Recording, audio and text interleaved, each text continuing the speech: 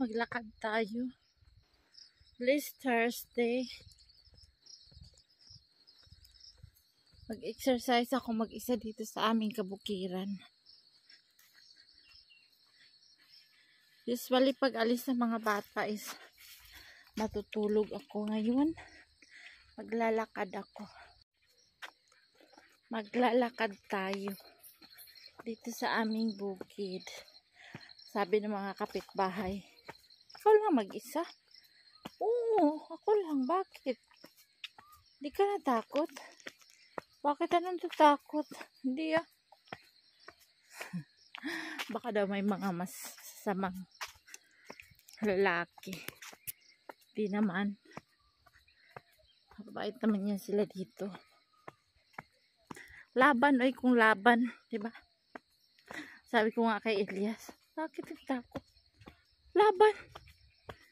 Laban sa laban. Chillax lang. Makita niyo yung daanan ko. Walang mga bahay-bahay. Ang meron lang dito is yung mga kapitbahay naming mag-ano ng kalabaw. Magpapakain ng mga damo doon sa baba. Maraming langgam tumutunog. Outfit check. Oh. Manipis yung aking sapatos. Minsan may matulis. Natitinig ako. Kaya dahan-dahan lang. Hindi pwede mag-jogging kasi matinig ako. Linaw ng tubig. Oh.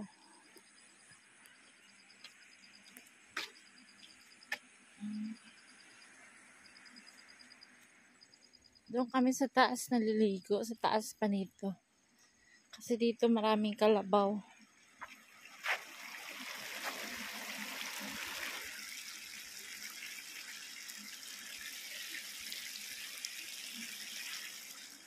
Sa taas maraming crablets. So ayan, aakyat na tayo. Dito tayo pabalik-balik sa road na ito. Diyan sa unahan highway. Ano na yung kalsada namin. So ayan. May river dyan sa baba. Doon ako galing ngayon, oh. Yung bahay ng kapitbahay namin. Diyan. Ako galing sa yan, 3 bahay na gitna. Yung 2 na sa taas na malaki. Doon ako galing pababa. Pababa. Diyan. Tapos, paakyat dito. Dito. Dito. Ako lang talaga mag-isa.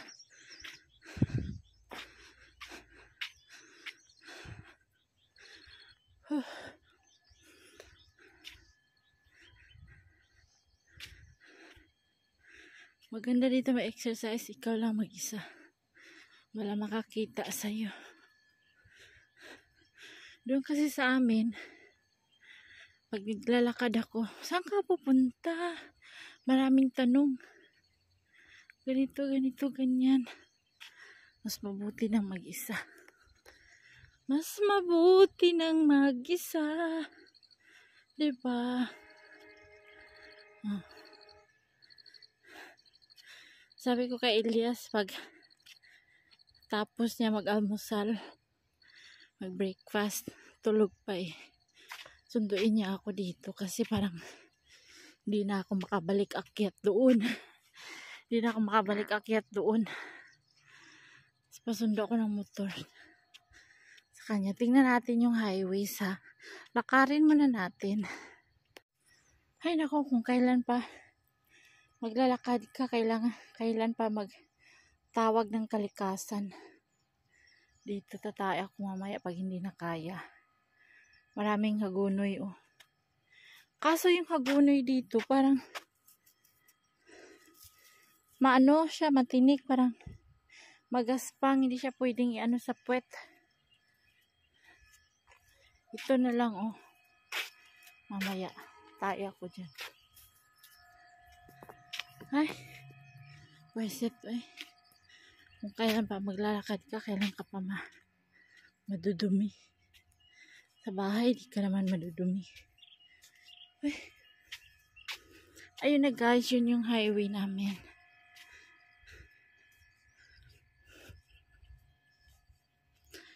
Ayan yung drum na yun ay stainless.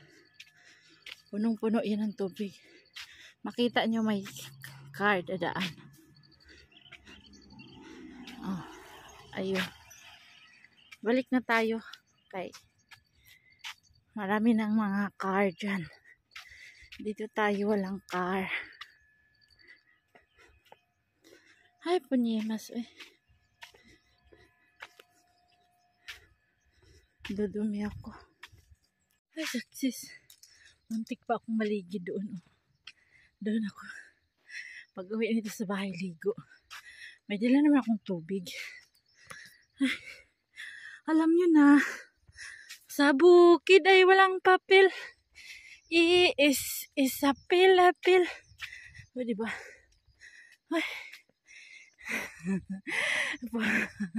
Kakatawa. Pumunta ng Pakistan, nakailo pa rin og hagunoy. Punyemas na yan. Foreigner ang asawa. Hagunoy pa more. Pambansang damo ng pambansang damo ng Pinas. Hagunoy. Ayan o. Oh.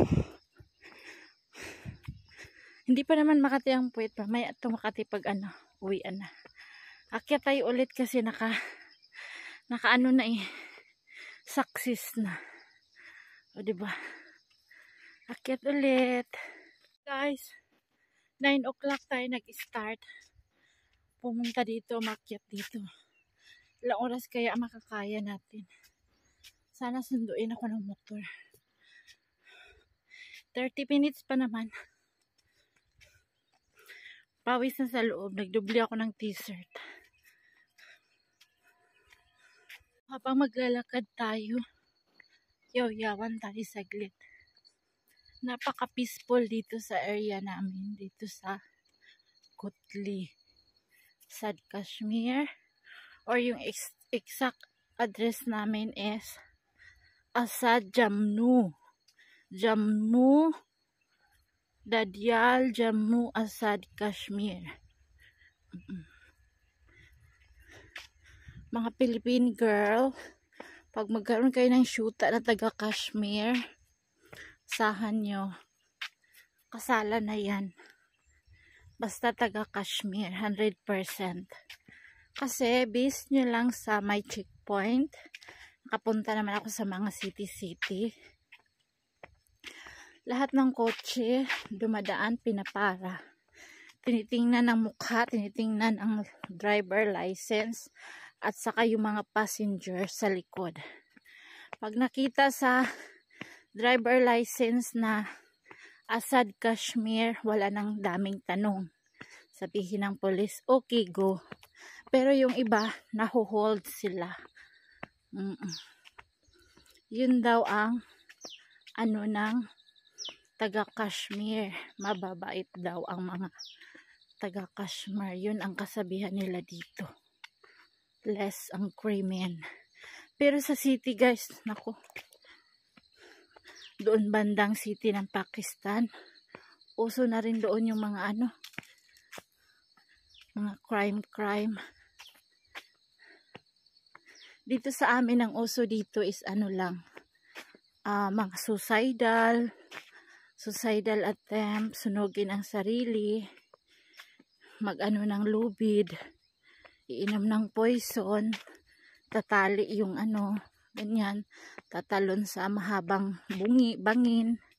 Ganyan dito, suicidal attempt dito sa aming bukid. Mga stress na mga kalalakihan. Kasi sa kanila siguro nakasalalay ang mga babae, ang mga kababaihan nila, magulang. Siguro, mapagod na sila sa pagtrabaho. Walang choice, pagod na pagod sila. Kaya, di rin sila open dito, tahimik ang mga tao dito. Kaya siguro, nagawa nila ng mag-suicide na lang siguro. Oo, dito yan ang madalas. Dahan-dahan lang, Rosana. Balik tayo, balik.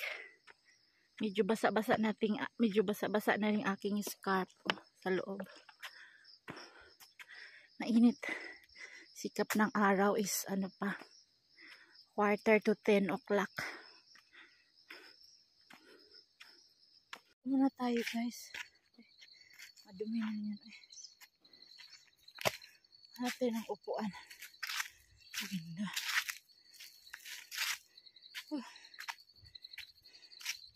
Inom na tayo ng tubig.